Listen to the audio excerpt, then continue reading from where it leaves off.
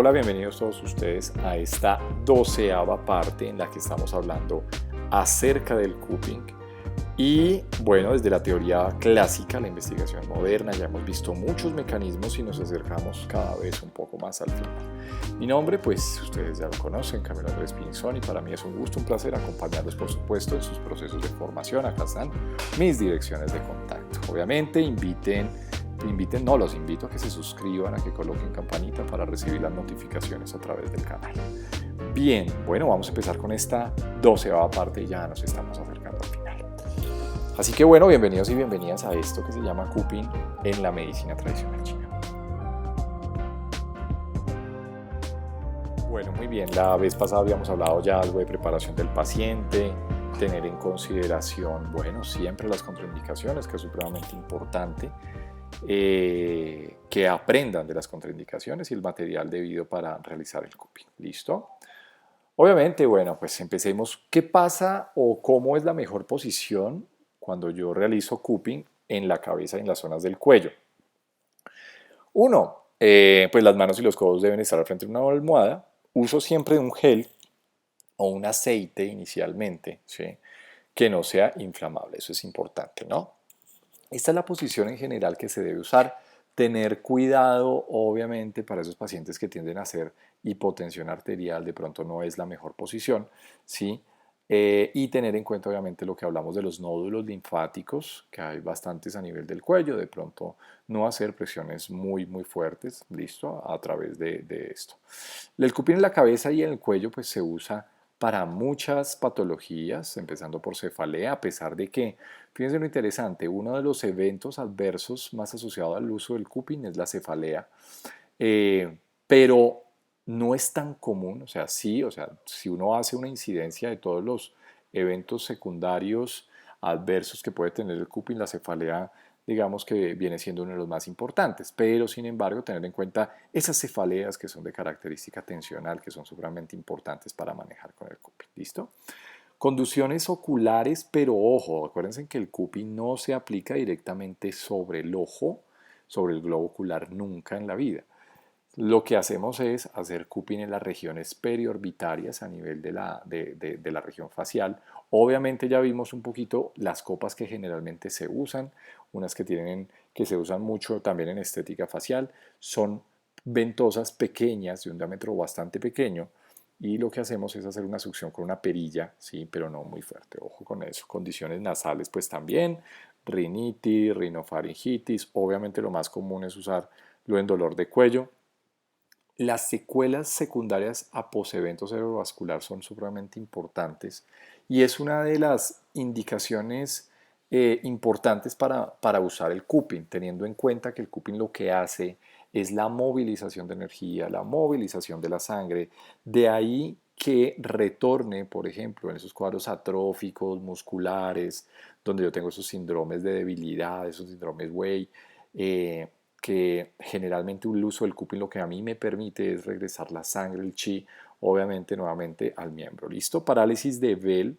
La parálisis de Bell pues es la parálisis facial en general, también lo que yo les decía. El cupping lo que permite es la movilización según la teoría clásica, de ahí lo venimos usando. El dolor de dientes pues también por la misma indicación y se usan de manera muy local. Cuadros de boca seca por lo mismo, por la movilización del chi, la sangre, ¿sí? Para nuevamente pues hidratar, por ejemplo, en esos cuadros de boca seca se puede usar algunas infecciones, bueno, inflamaciones como la tonsilitis y obviamente dentro de la parte de la estética facial que también se logra usar. ¿Listo?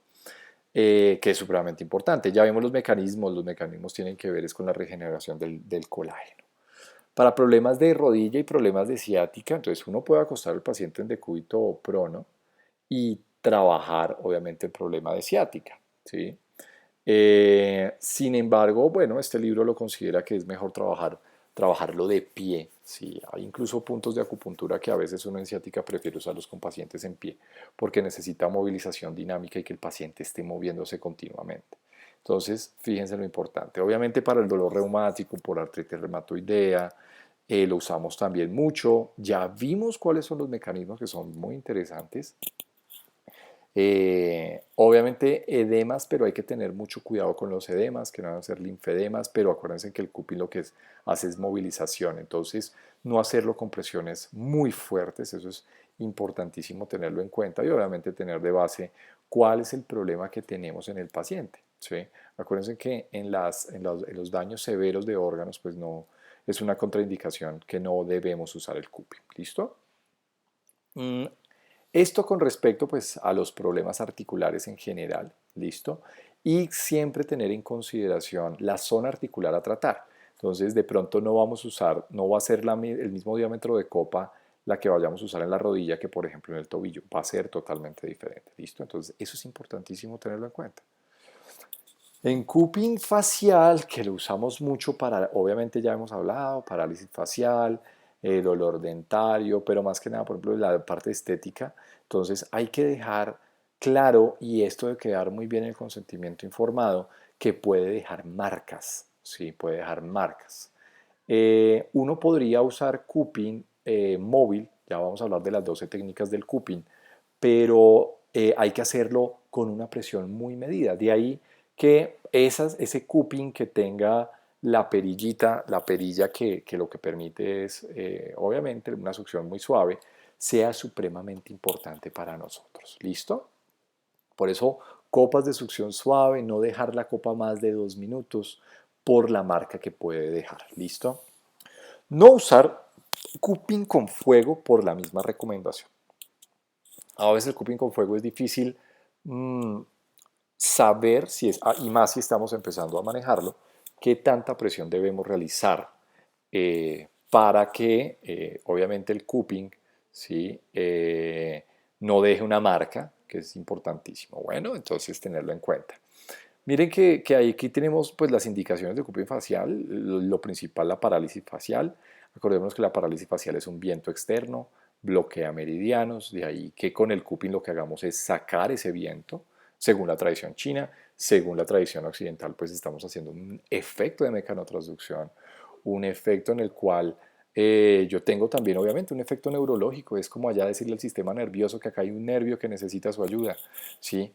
Entonces, tenerlo en cuenta. Rejuvenecimiento facial son técnicas muy, muy importantes y es más por lo mismo, por la mecanotransducción, por el efecto que tengo yo a nivel, por ejemplo, del colágeno, de los fibroblastos que generen fibras colágeno, pero hay que tener obviamente una técnica, ¿listo? Para, pues ustedes deben tomar, donde estén tomando deben aprender o bueno, definitivamente yo siento que son de las cosas más importantes si queremos trabajar en la parte estética, no solamente la acupuntura, sino el cupping adicional.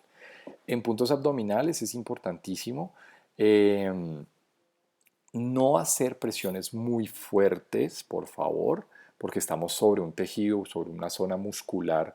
eh, estos, por ejemplo, dentro de la tradición china, la parte abdominal tiene que ver con tendinomusculares que son muy yin. En cambio, la espalda con tendinomusculares que son más yang. Acordémonos muy bien que dentro de la parte de la espalda, el yang, pues hace referencia a la fortaleza, ¿no? En cambio, en este caso, el músculo, obviamente, digamos que no puede tener el tono adecuado, ¿sí? Y podemos ocasionarle daños al paciente si lo hacemos con demasiada succión. De ahí la importancia de tener en cuenta mucho más, ¿sí?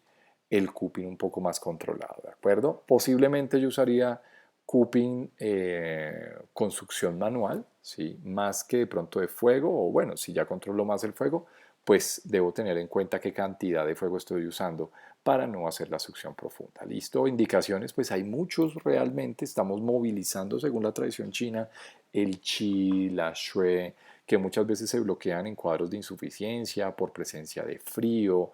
Tenerlo en cuenta, por ejemplo, mucho para esos dolores abdominales de los niños con unas copas adecuadas, copas de silicona, es supremamente importante. Entonces, yo los invito a eso también, obviamente, a experimentar un poco de pronto con el que tengan en la casa, con el hijo, con la hija, con el papá, con el... Empecemos a manejarlo así, ¿sí? Para que ustedes también vayan teniendo un poquito de práctica, ¿ok? Bueno, bajo el pie se puede usar, la principal indicación de cupping bajo el pie son las fascitis plantar. ¿Lo podríamos usar? Claro que sí, lo podríamos usar. Lo podríamos usar dentro del alivio de la fascitis plantar, entonces se ponen varias copas, obviamente el diámetro no es tan grande, ¿sí? Que podríamos llegar a usar. Lo podríamos usar dentro de la técnica de la reflexología podal, claro, entonces ubicando el órgano, de pronto si yo sé que está estancado y por reflexología poniendo una copa, ¿sí? Pues puedo aliviar de pronto este dolor, también es una muy buena indicación, copas de pequeño diámetro, con succión obviamente manual en este caso. Sí, realmente la succión acá más indicada es la succión de manera manual. No es que no se puedan poner de fuego, se pueden poner obviamente que también. ¿Listo? Em, lo que les decía, la principal patología es polón calcáneo, fascitis plantar y obviamente los pacientes diabéticos tener mucho cuidado, mucho cuidado, ¿sí? Con estos pacientes por lo mismo que hablábamos, la pérdida de sensibilidad, la enfermedad vascular que hace que ellos no tengan sensación, que ustedes les dejen un morado, pues es un trauma y como ellos no sienten nada y tienen azúcar alta, tienen una tendencia más a poder llegar a ser algún efecto secundario como por ejemplo cuadros de infección.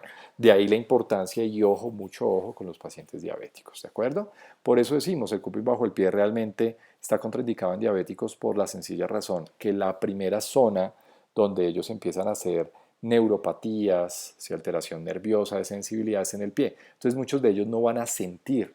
Si, por ejemplo, un paciente diabético se clava una aguja la planta del pie, pues definitivamente no la va a entrar a sentir. ¿Listo?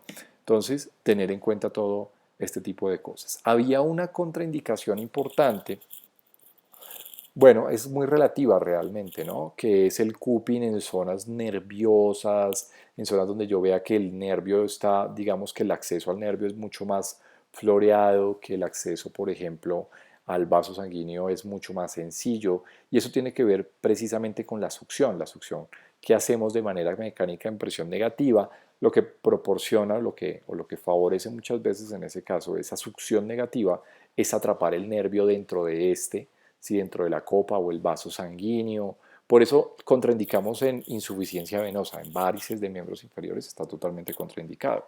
Pero es por eso, por el daño que podemos hacer directamente. Entonces, mucho ojo para aplicarlo, por ejemplo, yo les dije, miren que, por ejemplo, túnel del carpo serviría, claro, pero uno tiene que tener mucho cuidado con la presión que realice, que no sea una presión muy fuerte, porque uno puede capturar el nervio dentro de la zona en que la que estoy haciendo presión negativa. De ahí que la succión sea mucho más ligera, ¿sí? Y con la copa adecuada. Para el paciente anciano, obviamente, tener mucho cuidado por los cuadros de deshidratación que él tiene, la fragilidad capilar es mucho mayor, entonces la posibilidad de hacer hematoma muchas veces es mucho mayor. ¿Listo? Hemos perdido tejido adiposo, de ahí por eso les digo, el acceso a estructuras más profundas se ve de una manera mucho más rápida, entonces hay que tener muchísimo cuidado. Por eso recomendamos pocas copas, así como usamos también la acupuntura. Con pacientes ancianos no usamos tantas agujas de manera vigorosa, sino poquitas agujas, teniendo en cuenta todas estas recomendaciones. Usamos métodos muy ligeros de succión realmente. ¿Sí? Y obviamente todos los métodos de succión fuerte están contraindicados. Tener en cuenta que los pacientes ancianos tienden a tener mucha enfermedad crónica, entonces hay que tener mucho cuidado también con eso. ¿Listo? Bueno, y podemos hacer el cupping sobre zonas, generalmente lo que les digo, sobre la zona del dorso, la hacemos de manera regular, eh, teniendo en cuenta qué, teniendo en cuenta de pronto un poco la relación que podemos llegar a hacer con respecto a órganos que van hacia adelante, usando una teoría que se llama los xuantigos.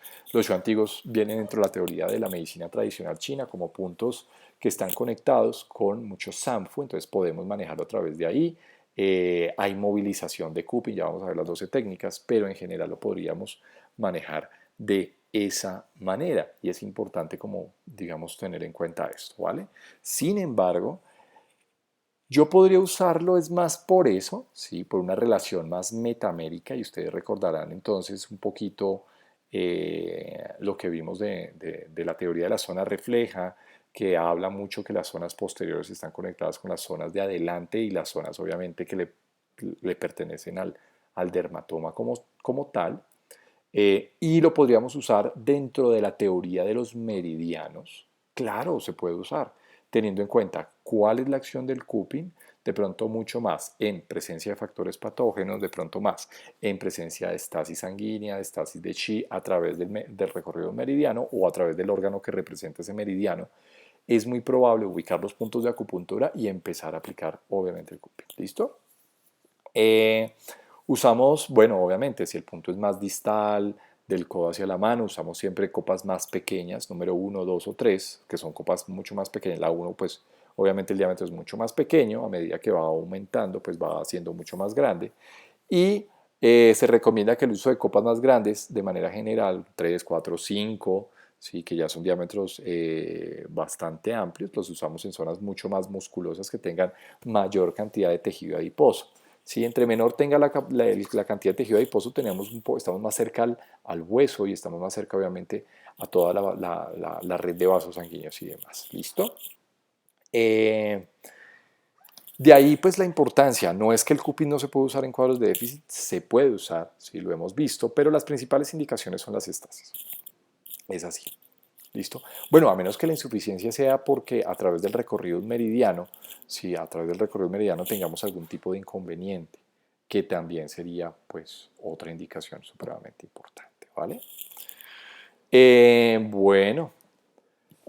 Bueno, no, pues hasta acá llegamos en la parte número 12. Vamos a hablar en la próxima parte de los 12 métodos que manejamos en cupping para explicarles un poquito qué se puede usar, que no solamente es el cupping seco, el cupping húmedo, ¿sí?